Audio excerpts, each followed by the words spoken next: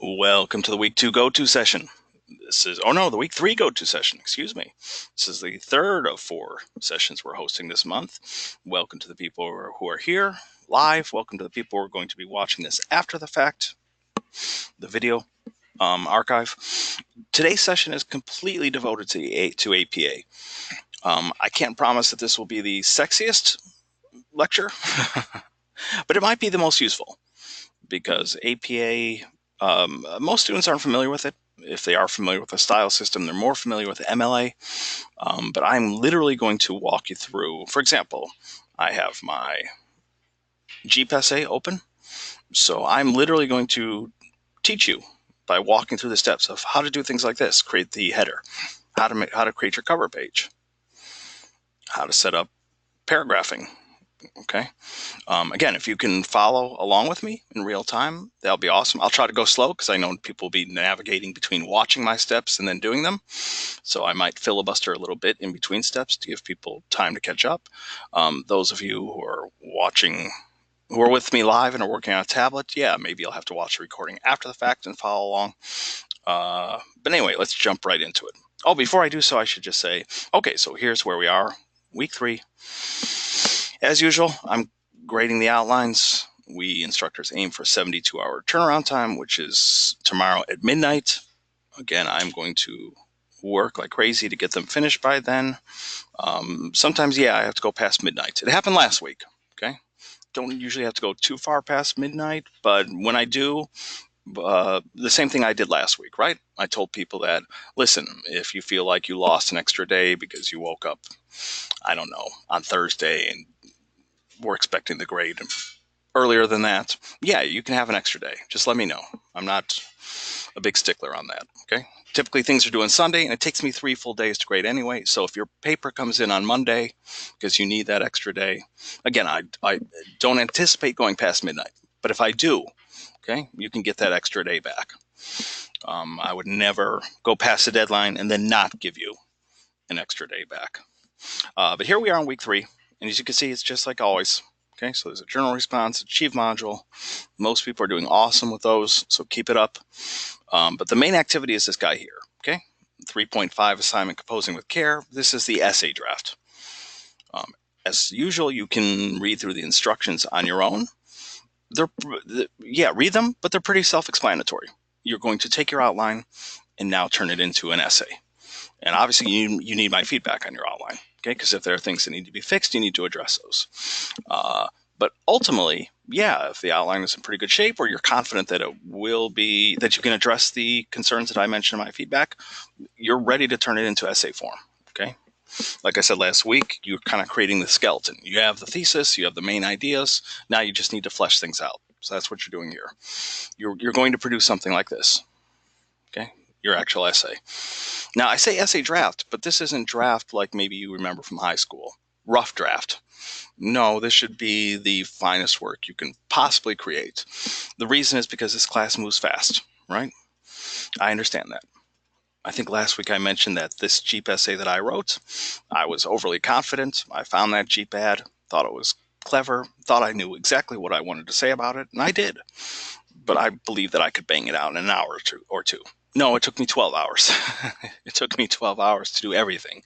Find research, which took 3 or 4 hours, the writing of it, the rewriting of it, making sure that it was an APA format so I could use it as an example in this class. So yeah, I understand that since lots of our students here are juggling multiple responsibilities, jobs, family, spouses, and that even if I do meet the midnight deadline, which I'm going to try my best to do, that gives you 4 days, right, before things are due Sunday night at midnight.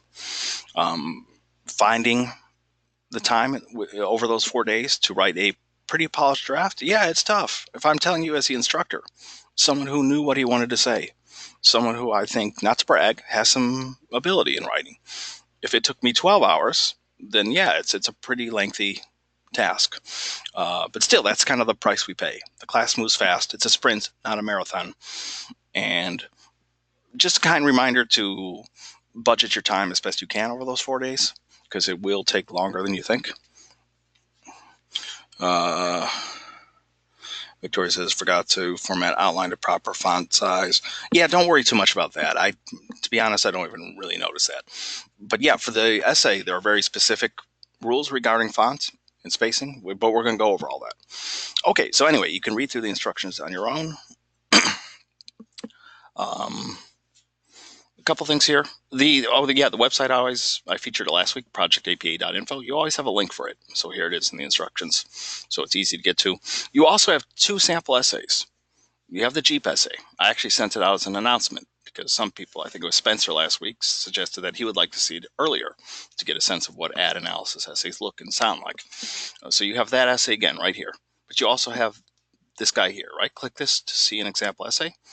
So I'll click on that. And this is a past student essay on the Diet Coke commercial we looked at in week 1. Okay, and this is also in perfect APA format. Yeah, if you can, take a time to read both essays. If you don't like my Jeep essay, I won't be hurt. You have another essay, the Diet Coke one. Okay, sometimes people learn most once they see actual examples. Then things click. Then it's like, oh, okay, I get what we're supposed to do here, right? And both do pretty much the same thing. So, for example, like here, you have an introduction. Here's the thesis with the 3 main points: sexually charged language, seductive music, slow camera movement. And then 3 paragraphs. The first one focuses on the first thesis point, right? The language. Second one focuses on music. Third one focuses on, this is a draft version. She actually has a stronger version in the revision, which you'll see in week 4. But anyway, you have two essays to study. Okay. So I'm going to jump right into APA because I think, sitting down and writing a draft, I think that's self-explanatory. I've been talking at it kind of ad nauseum that, we're writing a thesis-driven 5-paragraph essay. I've explained it over and again. Some people have complained in the weekly journal, but I do think it benefits people. Last month, I handed out more A's and B's than I've ever done in my life. And I think it's because, I really repeated information.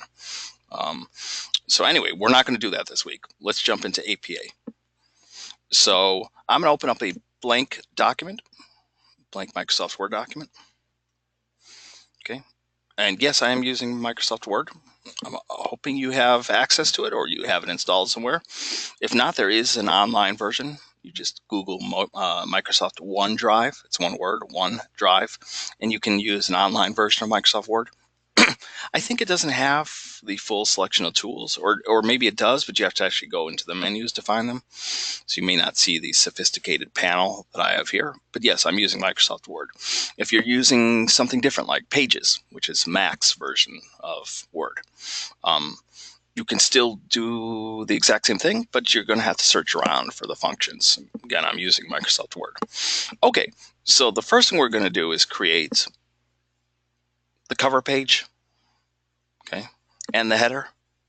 The header is this top inch or so of the page.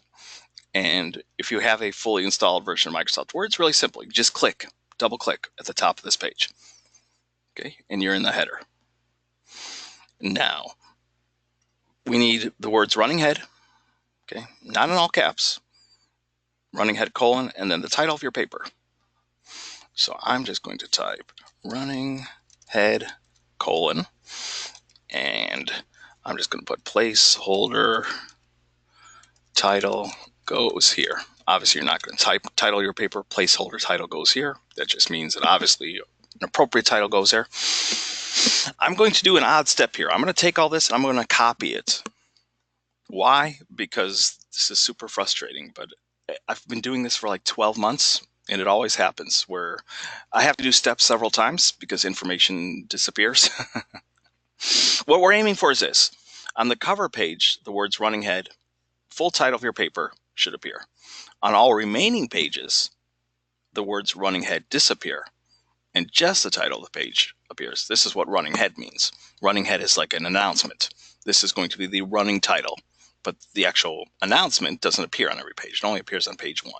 So to do this, we have to click this little guy here, different first page, meaning that the header is going to look different on page 1 than all other pages. And yet whenever I do that, the information disappears. So that's why I've copied it in advance. See, Boom, it disappeared. So I'll just go ahead and paste it right back in there. We also have to insert page numbers. Okay, so you do have this page number function here. I forget, I've had problems with it, so I go to the menu because it gives me the full options when I go here. So insert page numbers. And yes, we want it to show up on the first page. And yes, we want it in the top right-hand corner. Okay, so that looks good. Okay. And see, for some reason, the page number doesn't appear, but it should once I click different first page again. See how it unchecked? Don't know why it does that. Boom. Now we got it. The words running head, full title in all caps, page number. Now we have to do one more thing here. This is incredibly nitpicky, but the header is kind of outside the rest of the document. So the entire document, from the header to the cover page, through your essay itself, all the way down to the references page, needs to be in 12-point Times New Roman. Not Courier, not some cute looking cursive font. No, Times New Roman 12-point font. So I'm just going to highlight everything here. And we're in the header and footer tab. Okay, as soon as we double clicked in here, we're taken automatically to this tab. To get back to our font choices, we just have to go to home. Okay, and this is where we can change the font. Okay, boom, perfect. So if you've been following along with me, that's how we create the header. We're going to come back to this because it always creates problems on the other pages, which we'll have to fix. But for now, we're good. Next thing we have to do is create the rest of the cover page. And as you can see, there are 3 things that are needed. The title of your paper, not in all caps. Your name. By the way, you don't have to put a middle initial. I was just being cute here. Jane, a student. Okay, see how that's clever? Obviously, it's written by me. So title, your name, name of the university. So we'll do that. And you just do it by eyeballing it. It should be in the center, horizontally and vertically. So we'll begin here, okay? And it needs to be centered. So we click on the center tool. And I recommend right now setting up double spacing. The entire paper needs to be double spaced, not single spaced. So we'll change the spacing from 1.0 to 2.0. And we'll type in those 3 pieces of information. Okay, so your full title goes here.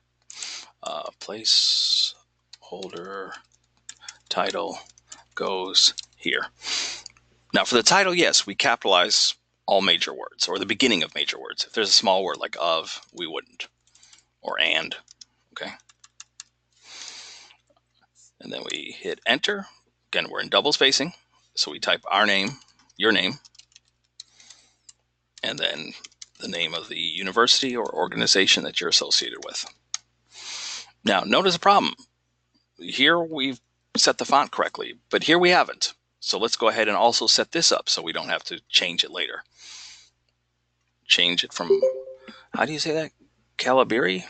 Am I saying that right? To Times New Roman. Okay. Alex, we'll repeat which step? All of it? Calibri. Oh, thank you. Okay, good. Yeah. Yeah, I mean, Alex, it's best that you rewatch the first, and you can skip ahead in the video. So it's not like you're trapped into watching the entire video. But I mean, I basically double clicked here. Okay, type the words running head, colon, placeholder. Your title goes here. So the title of my paper for the Jeep essay is Animal Logic. So that's what's contained in the header. Okay, and to insert page numbers, and you just make sure that it does show up on the first page, and that's in the top right corner, and click OK. And yeah, things disappear, but again, that's usually because it unchecks this different first page. And listen, if you struggle with getting the words running head not to appear on all subsequent pages, I'll ignore that, okay? I understand it's frustrating. That's why I copy this, because it sometimes disappears for no reason. I do not know why that happens. And here it's just literally title, your name, Full Sail University. And just eyeball it, okay? So I'll make this, I can tell this needs to be bumped down a little. That looks good, right? Doesn't that look centered to people?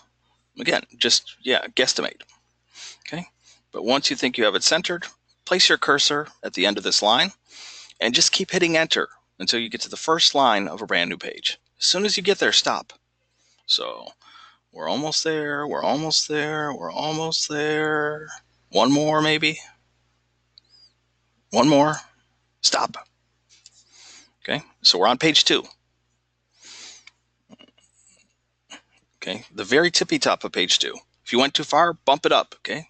So here we're on page 1. Here we're on page 2. Here we center the title again. Oops. Yeah, there's a lot of typing of the title. Okay. So here's the finished version. Animal Logic. Animal Logic. Beginning of page 2. Animal Logic. Our cursor is still after the title. You hit enter once, just once, not twice, not 3 times. And we can begin our paper. And we begin all the way to the left. So we'll hit this left align tool. We hit tab, okay? Little guy on the left side of your keyboard. Tab, which will automatically indent 5 spaces. And you can start typing your paper. I'm going to copy this because I want to get a whole bunch of text in place. By the way, when you reach the end of a sentence, like you type a period, you hit your spacebar twice. 1, 2. Keep typing. 1, 2. Keep typing. And I know this sounds silly, but if you set up double spacing in advance, a lot of you already know this, but as you can tell, it wraps around. Sometimes people try to single space and manually force it to become double space by literally almost treating it like a typewriter. So when it gets near the end of the line, they hit enter twice. That just creates problems. The program doesn't know what you're doing, and so it starts capitalizing the first letter of a new line because it thinks you're starting a brand new sentence. But if you just double space in advance, you don't have to worry about that. You can just keep typing and keep going. Okay, I'm going to actually grab all this so I can fill up larger chunks of space. Let me get this to the size of a paragraph, and then I'm going to copy the whole paragraph. Yeah, that looks like it could be the size of an introduction. When you get to the end of a paragraph, let's say your paragraph ends here. Again, you hit enter just once. Not twice, not 3 times. Hit tab if you need to. Sometimes it automatically does that. It recognizes that you've been indenting and it will indent for you. And keep going. Because sometimes students do this. They think everything looks smashed together, so they put extra space here, they put extra space between paragraphs, and no, don't do that. Okay? It might look all crunched together to you, but it's not. In fact, open up a book sometime. If you like reading, I don't know, Harry Potter or Twilight, you don't see extra space between paragraphs. And yeah, the repetition here, you can start typing your paper, you can start, that looks a little bit awkward, but when you see a finished product, this is the beauty of APA, by the way. It's clean, it's consistent, it's one single font, Times New Roman 12 point for the entire document. It's double spaced, and yeah, even if to your eyes you think this looks smashed together, trust me, it doesn't. This looks professional. Erica says, I know in Word it says APA format. Yeah, but you know what? I would strongly recommend doing these steps yourself. One, I think it's kind of fun. It's not terribly difficult. And second, I don't know, sometimes people rely on those functions and they don't quite work out, right? Because as far as I know, using those, like they won't put it in the right font for you necessarily. It won't necessarily help you with spacing between paragraphs. And actually last month I had a student say that, but I used the APA thing in Word and it looked nothing like APA. It was like in a ginormous font, paragraphs weren't indented, it looked messy. And I explained to him that, no, you should have go through the steps because they're not difficult. I'm obviously painstakingly going through every step so people can follow along. But really, I could open up a blank document now and within a minute have everything set up so I can just start typing away. It's not difficult once you go through it. Okay, so I'm going to fill up a whole bunch of space because, yeah, this is ultimately we're at the point where you can just keep typing your paper, right? Anytime you reach the end of a paragraph, you hit enter once, indent, and keep going. Now I'm going to fill up a whole bunch of space because I'm going to pretend we've reached the end of the paper. Because we have to, right now we're covering layout, okay? So how the paper should look. But there are two other things we have to go over: in-text citations and references. So this is all about making sure your paper looks right. And I think this is the easiest part, okay? I don't think it's terribly difficult to follow the instructions I've just covered. Oh, one more thing. Yeah, again, the beauty is it's one font for the entire document, but that means no bolding, no italicizing, okay? It might drive you crazy that it's so plain looking, but again, trust me, this is the beauty of it. When I get 20 papers written in 20 different fonts, and some people are playing with font sizes and bolding, that actually seems chaotic to me. Daniel says, in Word, the font should be Times New Roman by default. That's what I always thought, but I have no idea why it's on my machine automatically set up to Calibri. Is that how? Oh, yeah, you're right. There is. I thought there was an I there. That's why I said Calibri. No, it is Calibri. Alex, your computer's not doing it, meaning it's not set up for Times New Roman. Yeah, other people are saying it's also set up to Calibri. That's weird. I thought Times New Roman was pretty much universal as kind of a standard serif font, meaning it has little feet, like the P in paper has little foot. Some fonts like, is it Courier that's sans serif without feet? Anyway, there are some fonts that don't have that. Yeah, I still like Microsoft Word because it's usually the most common program. It's one I'm most familiar with. Okay, so we're on page 3. And yeah, probably most people aren't going to have essays that are terribly longer than 3 pages. My cheap essay is, yeah, almost 3 pages, right? A little bit of extra space here. But okay, so we're at the bottom of page 3. Let's say our paper ends here. We hit enter once we're at the end of the paper until we get to the very first line of a new page. As soon as we get there, we stop. So one more. Stop. Okay. And here, we're going to use the center tool again and just type the word references. There's no colon. It's not in all caps. It's not bolded. It's not italicized. It's not underlined. Again, the simple elegance of just the word references. And we're going to come back to this because, yes, the references is a completely separate page. Okay, so even though my paper ends here, I don't put references right here and start putting my references. No, it begins on a brand new page. Okay, so same thing. Alex says, it's not letting me put the running head and page number. Yeah, that's the annoying thing. Again, it's almost always an issue of this guy here, different first page, disappearing on you, and sometimes you have to recheck it. And sometimes when you recheck it, what you've entered disappeared, which is why I recommend copying it. So if it does disappear, you can just stick it right back in there. It's annoying, Alex, it is. But if you insert page numbers, if you have to re-click this guy, or if you have to eventually you'll get it to stick. I know that's not a very good explanation. I wish I could figure out why it does that, makes things disappear or unchecks, but eventually you should be able to get it to look like this. And like I said, if you can't get the words running head to disappear on the other pages, I won't hold that against you. By the way, that's something we have to fix here, because yeah, the word running head is appearing on every page. We don't want that. And watch, it's going to create problems. So we're going to get rid of this, get out of it. The page numbers are also not appearing. That's annoying. So yes, Alex, sadly, you have to do steps several times. I have no idea why. So we are going to go back to insert page numbers. And see, it disappeared. So again, yes, we want it to show on the first page. No, we don't want it in the bottom right. We want it in the top right. Click OK. And now it's disappeared. But I believe once I click different first page again, running head will appear and the other pages should look correct there. So yes, it's massively annoying. But look, we finally got it. Okay, running head appears here. We got a page number. All remaining pages, running head does not appear. Victoria says, which page number choice did you use? Because mine looks to be a line lower. Yeah, I don't know which. Did you go into... Here, let me go back into the header. Did you go into page numbers maybe here? Because I'm going to the menu, like up top here. Insert page numbers.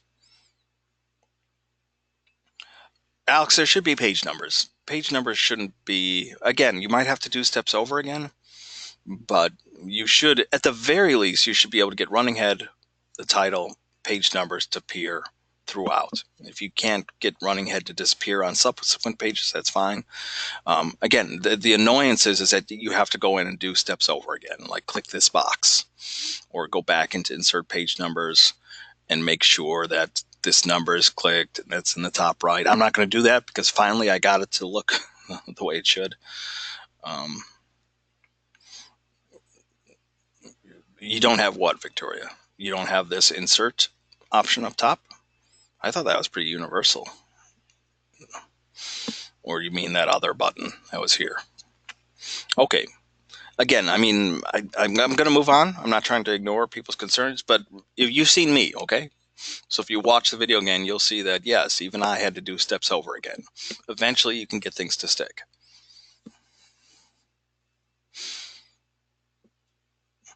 Eric says, mine looks different. It shows symbols for page number or header. Macs have the extra menu. PC has the normal insert design, etc. Oh, really? You don't have the traditional... Because this is like the old-fashioned menu. Back in the day, you didn't have these really sophisticated interior toolboxes. You only had these menus to choose from. And so if you want to be old school, like I do, I choose insert page numbers.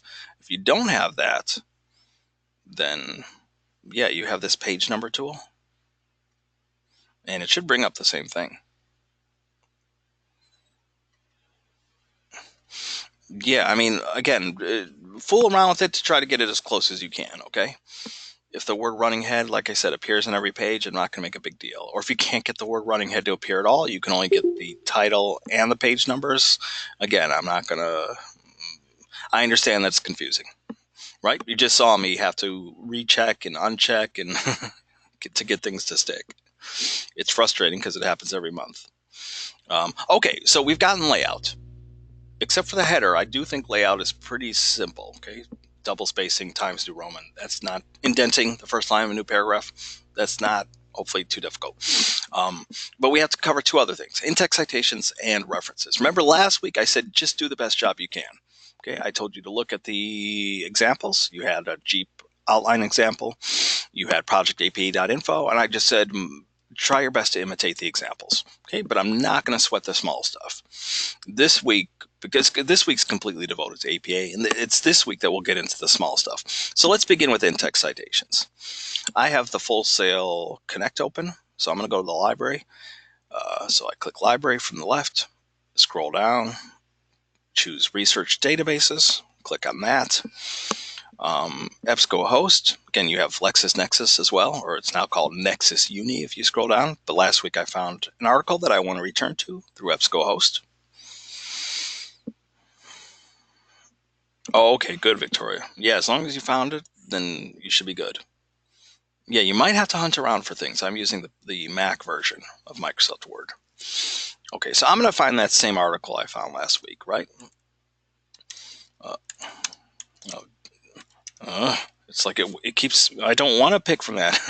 It's forcing me to choose from the pull-down menu, but I don't want that. Duty and gimme shelter.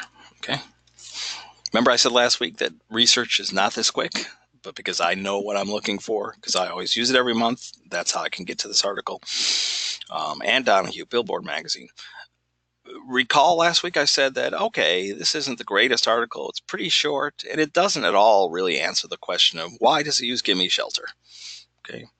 Again, I suggest to you that that song is not accidental.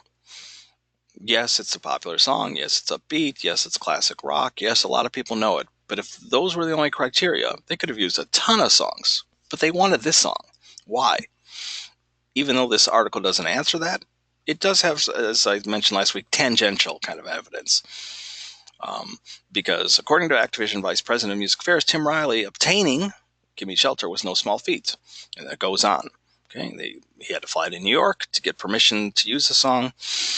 What's more, for the first time in Activision history, it allowed another company to make edits to the ad. And also, it obtained approval from the band members as well. So the Rolling Stones got to see an early edit of the ad and approve it. So clearly they wanted this song. No, it's not explaining why the song fits, but it is strong evidence that, yeah, they wanted this song. Not just any upbeat song, not just any classic rock song.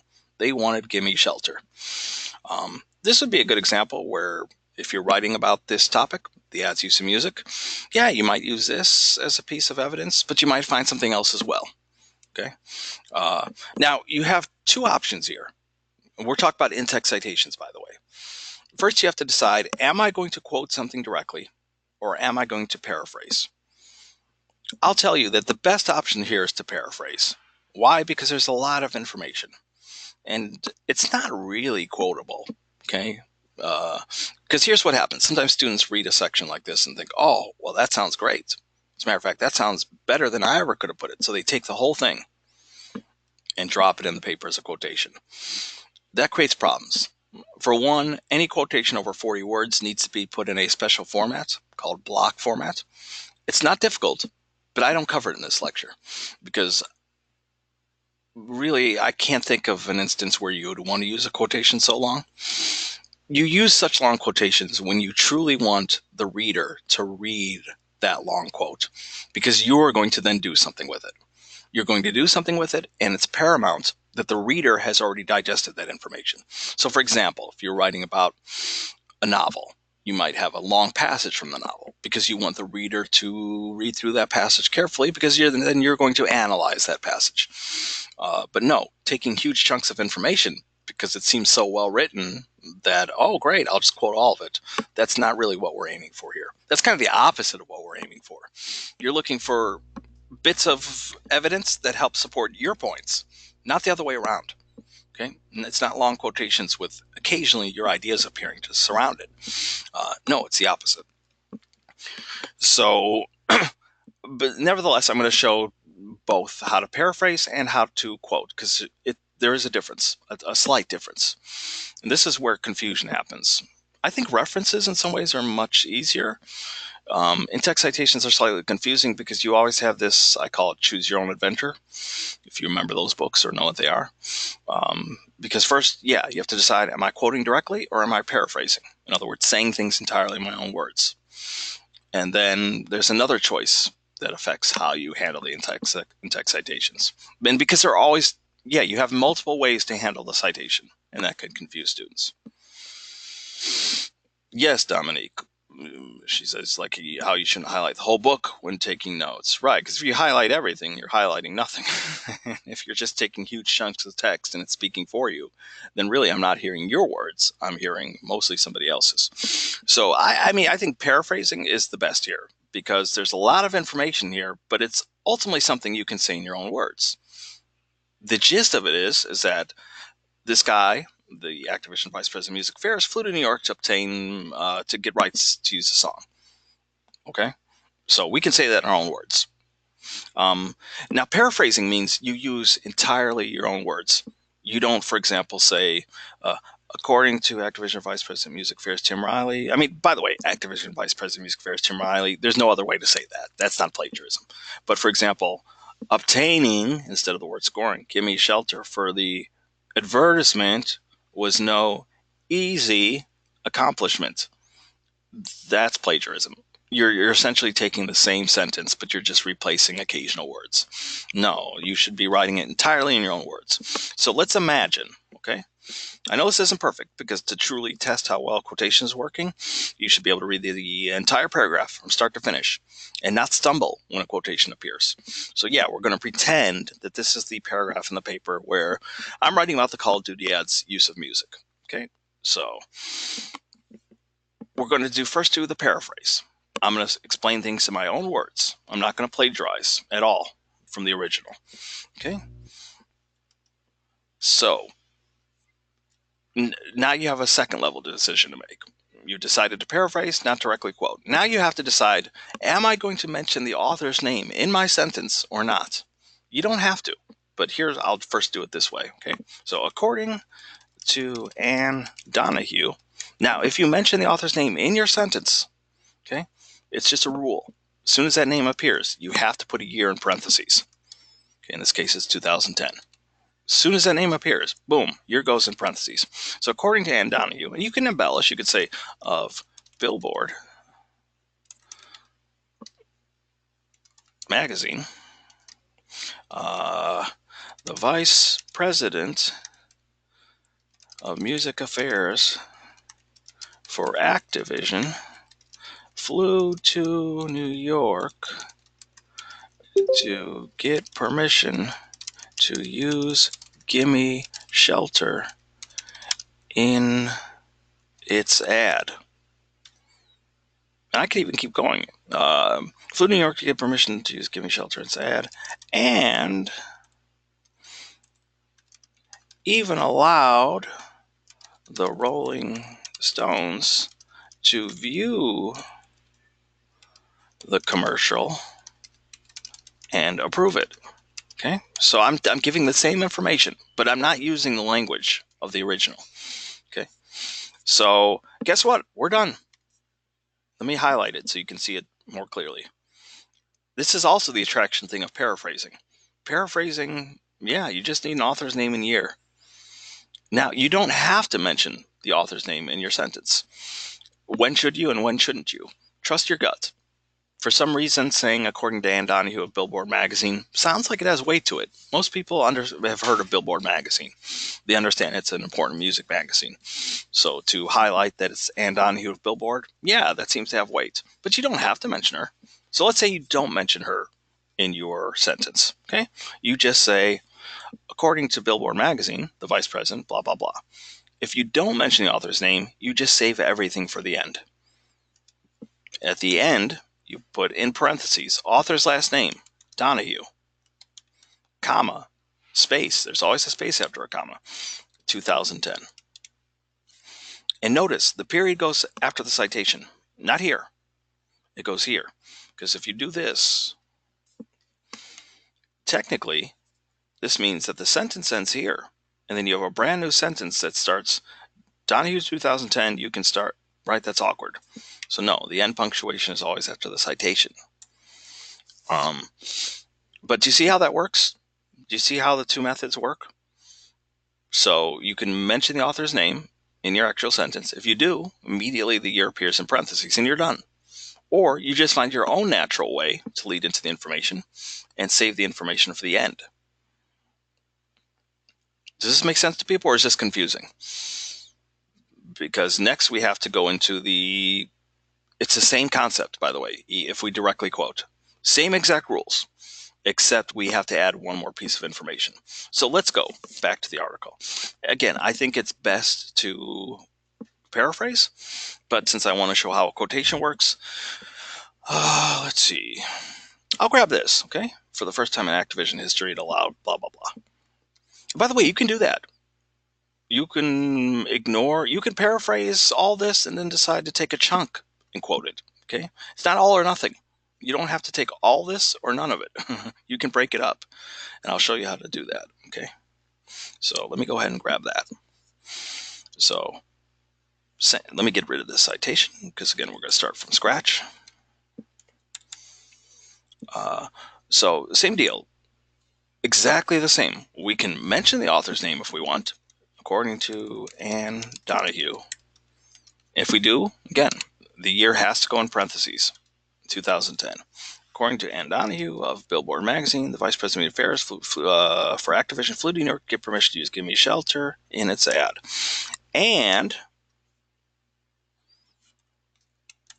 quote, for the first...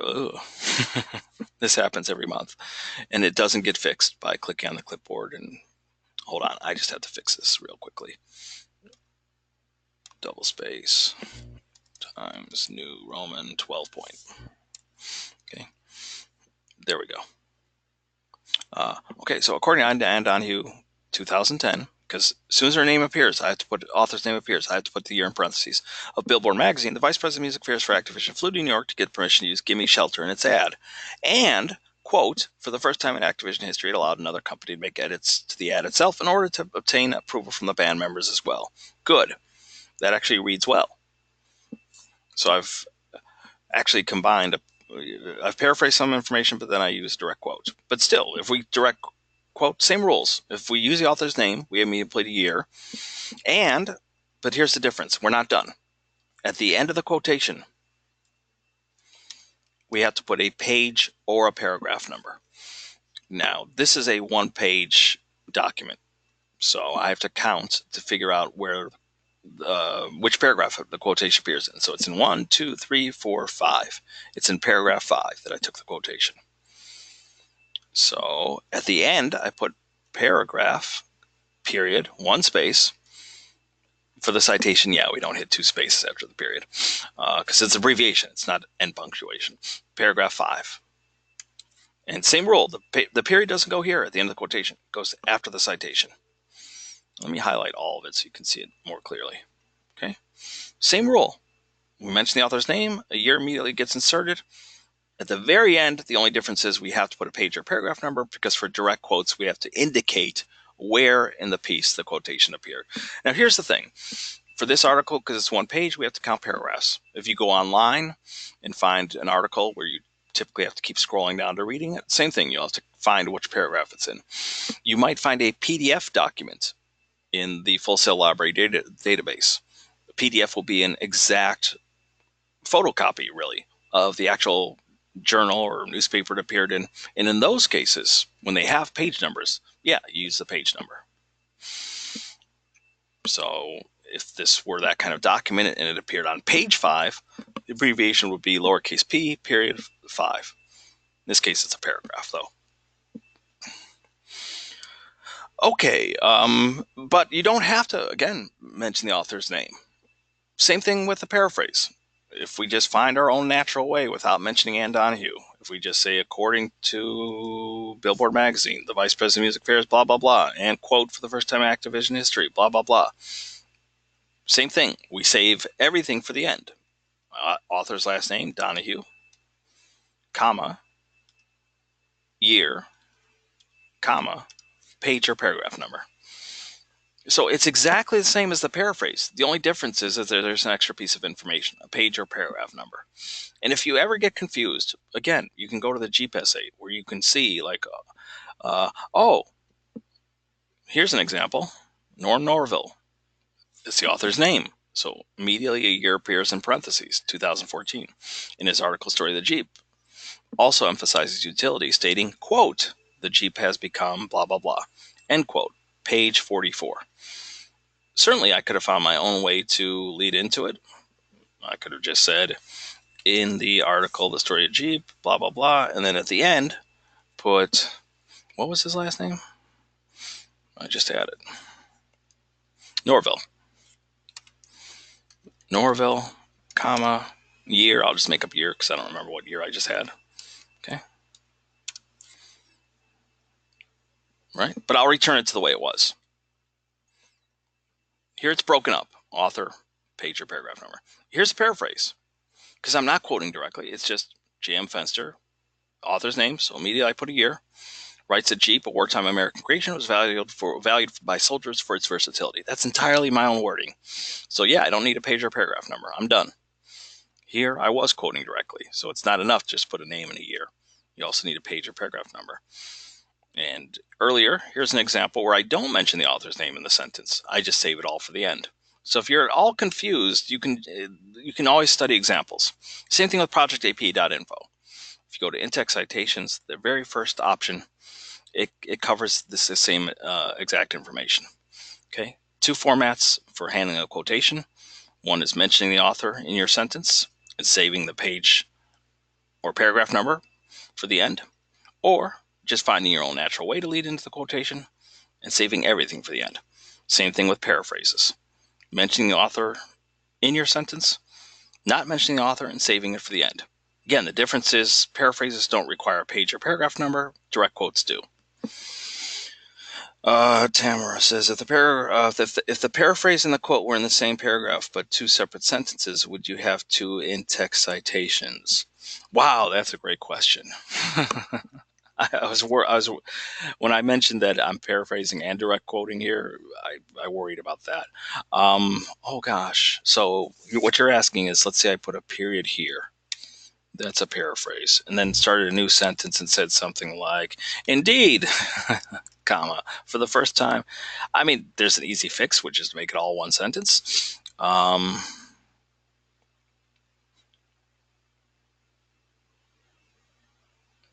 mean, yeah, I think you would have to repeat. I think here it's the paraphrase. So you would put Donahue 2010. And then here, because you're quoting directly, you put another. You will see multiple citations, especially in academic terms. So yeah, you will see the same name appear. But again, Tamara, as you can see, there's an easy fix, right?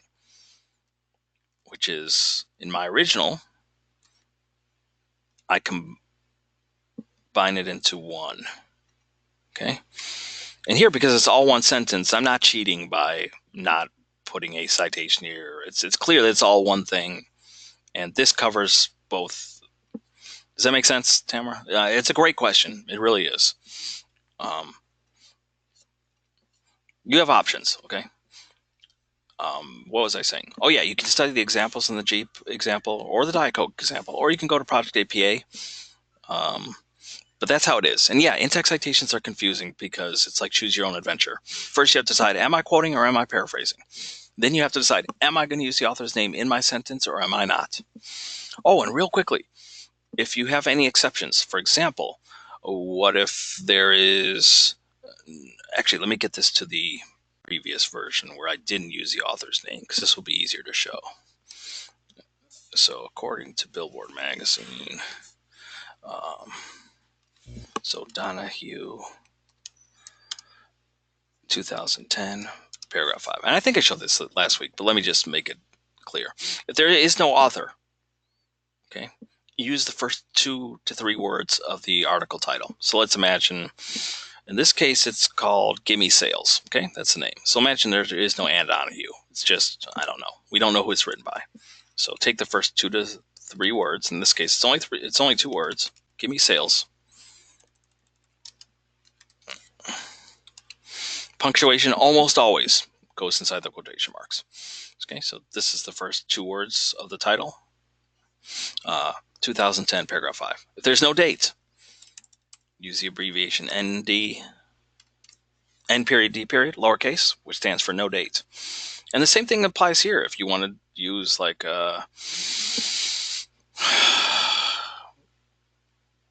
okay, let's imagine there's an author, but there is no date. Okay, so according to Anne Donahue, but if there's no date, you'd still have to put ND in parentheses immediately, okay? Because you mentioned the author's name in your sentence. Even if there's no year, you immediately have to put the parentheses and indicate no date. This, I think, is the most confusing. We're going to skip to references now.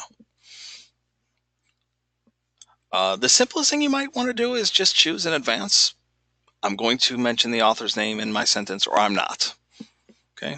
If you choose not to, then it's simple. Everything goes at the end. References, I do think, are easier, and that's what we're going to focus on now. So if you find something through the library database, the great thing is you can use the citation tool. You do have to fix mistakes. I mentioned this last week. Okay, so I'm going to click on Cite, and yes, we get the APA reference. And I'm going to go ahead and grab it, but I have to fix things. Author's name should not be in all caps. The citation tool loves to do that. It sometimes puts titles in all caps. That's not correct either. Or it improperly capitalizes.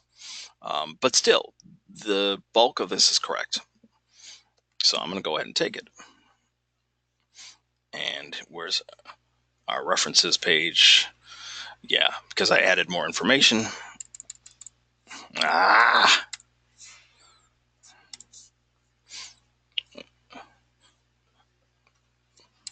We have to get this to the very first line of a new page.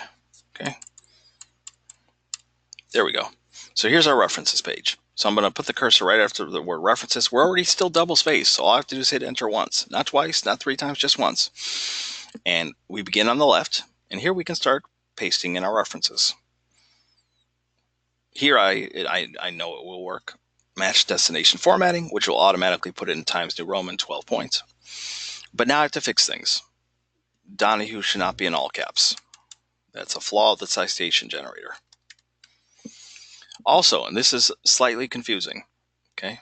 If you can remember this rule, it will really impress me when I grade, but almost nobody remembers it. Every other instance, like here, the title on right here, I'm following standard rules that you probably remember from MLA. We give initial capitalization for all major words, not tiny words like and the and of, but major words. Same thing here.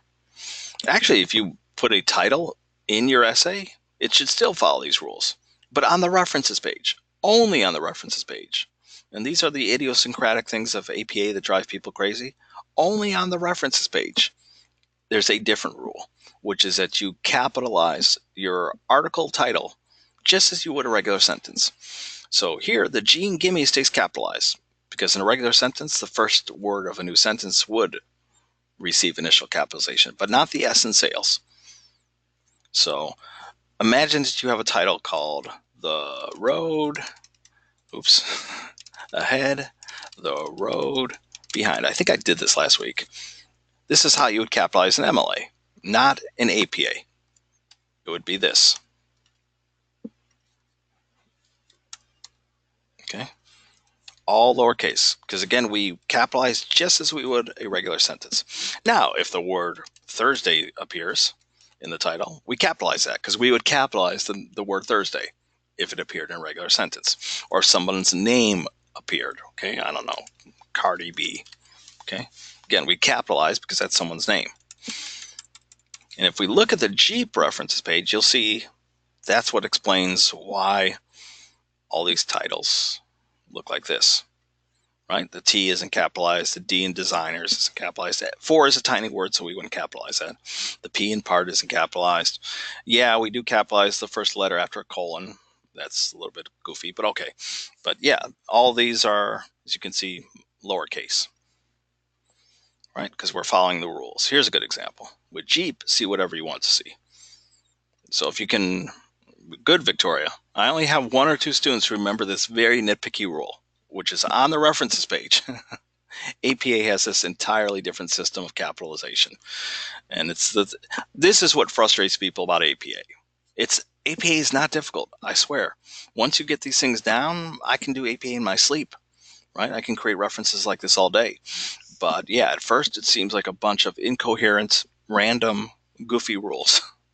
And I get it. But once you get it down, it's not difficult. Okay, we're not done. We fixed the author issue. It's no longer all caps. So we fixed the capitalization issue. We always have to end with a retrieved line.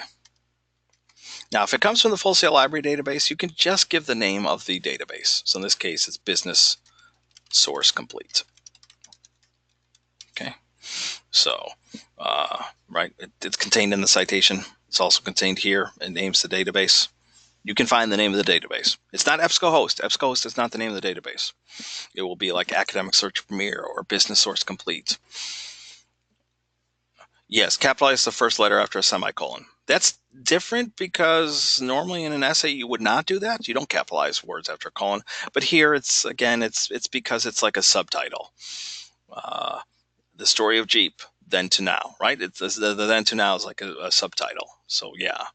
Normally, though, in an actual real sentence, you would not capitalize what comes after a colon. But yeah, these are the very admittedly goofy rules. We're not done. Indentation. This is also something that lots of people forget about. With paragraphs, we indent the first line of a paragraph, but all other lines we don't. With the references page, it's the exact opposite. We do not indent the first line, but if it goes down to a second or third line, we do indent. So I'm going to put my cursor in front of the second line, and I'm just going to drag the bottom half of this hourglass over 1/2 inch. And the cool thing is it's going to repeat that for all other references I put in. Okay, so here we've been greatly added by the citation generator because it's done most of the hard work for us. We just had to fix things. But let's say you find something online. Okay, I've already done a search for Call of Duty, Gimme Shelter. So I'm just going to grab something at random. I have no idea if this is a good source or not, okay? So here, Kobe Bryant. Why his Call of Duty Black Ops commercial cameo was genius. So anybody who's writing about the use of celebrity cameos, maybe there's a good information here. Maybe it's terrible. I have no idea. I haven't looked at this article. But we have everything we need. We have an author's name, Adam Lazarus. We have a date, November 19, 2010. And we have a title. I'm going to show you how easy it is. Okay, so we don't have a citation generator, but Lazarus, last name, comma, space, first initial, Adam, period, space, date. If you can remember this rule, again, you'll impress me. But for things that are published frequently, like newspapers, like web articles, a full date is better, because things that are published infrequently, like journals that are published, let's say 3 or 4 times a year, yeah, just a single year is fine. But for things that are published much more frequently, a full date is what's required. And what's the date on this article? 2010, November 19th. Year first, comma, and then November, not an abbreviation for November, the full month name, 19. Period. After each section, we put a period. So author, period, date, period. Then the article title. And yeah, I'll just grab it, copy it, bring it over. That looks awful, but as soon as I click match destination formatting, boom, this shouldn't be bolded, so I'll get rid of that as well. Unbold it. Okay, but now we have to fix things. Kobe Bryant, yeah, that stays capitalized because that's a person's name. The W and Y, that stays capitalized as well. But everything else, well, not everything else. What do I do with Call of Duty Black Ops? Capitalized, not capitalized? What do you think? Should I be putting this all lowercase or not?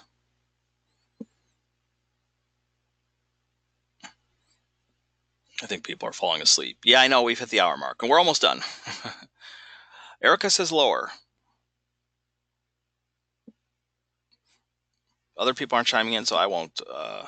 Yeah, it's the title of a game. So the title of days of the week, people's names, months of the year, names of corporations, organizations, so McDonald's, Walmart, titles of things, titles of novels, titles of video games. Yeah, they stay capitalized. Now, we can fix little mistakes like the O and O should not be capitalized. And yes, I understand that they have it capitalized here, but I'll fix that mistake for them. Okay, so no, the name of the game stays capitalized. That's its name. But commercial, no. Cameo, no. Was, no. Okay, again, we're capitalizing as we would in a regular sentence. In a regular sentence, we capitalize Kobe Bryant because that's his name. We would capitalize the title of something. Okay, but there, we're good. Period. Now, probably nobody notices this, but can you clean up things grammar-wise? I say yeah, why not? If you want to. You don't have to, but for example, if you want to do this, that's fine. Or you could just leave it. Lots of times people write these things, yeah, they're not following the rules of grammar. They just put the title however they think looks nice. By the way, the quick rule is when do you italicize things? When do you put things in quotation marks, like in the text of your paper? Big things. Okay, so like the title of a movie, a book, a television show, a video game. What else am I leaving out? Big things, okay? They get italicized. So that's why, yeah, technically the title of a video game should be italicized. If you can't remember that, I won't make a big deal about it. Smaller things, or parts that are those bigger things. So a book would be italicized, the title of a book. But an individual essay that appears in a book, no, that gets put in quotation marks. If it appears in the text of your paper. Not here on the references page. I know it's super confusing. Or like a song. A song would be put in quotation marks, which is why I put Gimme Shelter in quotation marks earlier. I won't go back to it, but the name of the album that it appears on would appear like here. Gimme Shelter is from the album Let It Bleed. Okay, so the name of the album gets italicized. It's a big thing. Gimme Shelter, because it's a part of that bigger thing, an individual, right? Same thing with like my favorite Star Trek The Next Generation episode. Okay, so title of a television show, italicized, is, quote, Inner Light. Right? So, yeah, parts of the bigger things get put in quotation marks. Most of you probably won't need to remember that, but maybe in the future you will. It's an easy thing to remember. Big things, whole things get italicized. Smaller things that are usually part of those whole things get put in quotation marks. So yeah, technically if we want to fix this, but if you don't, if you forget, yeah, who cares? Just make sure you get the capitalization right. But we're not done. We need retrieved from, and in this case, because it comes from online, we just need the URL. Okay, so go back. And yeah, because we set the indentation, it automatically does it to, you don't have to drag the little guy over half an inch. Okay, it will do it automatically. If you hit enter, it does that annoying thing where it turns it into highlight, which to me looks ugly. But if you click, you can always go to hyperlink and remove hyperlink. Okay, like that. But yeah, I could do this all day, right? Smith, John Smith, 2008, October 20th, if that's a date. The road ahead, the road behind title. So on. Okay, what am I forgetting? Retrieved from. Now you might see, okay, here we had a publication title, Billboard, italicized. Yeah, if it comes from a very traditional source, like a magazine like Billboard or something, you put the publication name. If it comes from a website, you do not have to put the website name. If you do, I won't scream at you. If you want to put Bleacher Report, that's fine. Okay. But again, just study the examples. We've gone over it in real time here in this session. You have the Jeep essay, you have the Diet Coke essay, right? This guy here.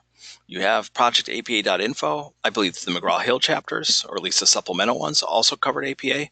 So you should be good. And if you need to rewatch parts of this lecture, do so. You can skip around. You can say, I'm going to skip that part where he filibustered, and I want to see that specific part with the header. So you can jump around, okay? But yeah, we've gone an hour. I know I lose people in general after an hour. Probably lost people after half an hour, considering it's all about APA today. But questions, comments about anything, APA or otherwise. We covered layouts, how to make the paper look like it should, but also in-text citations and references. And if you don't work best with the lecture, then yeah, study examples, study models. Some people do better with that than these walkthroughs. But I do think the walkthrough is useful. Okay.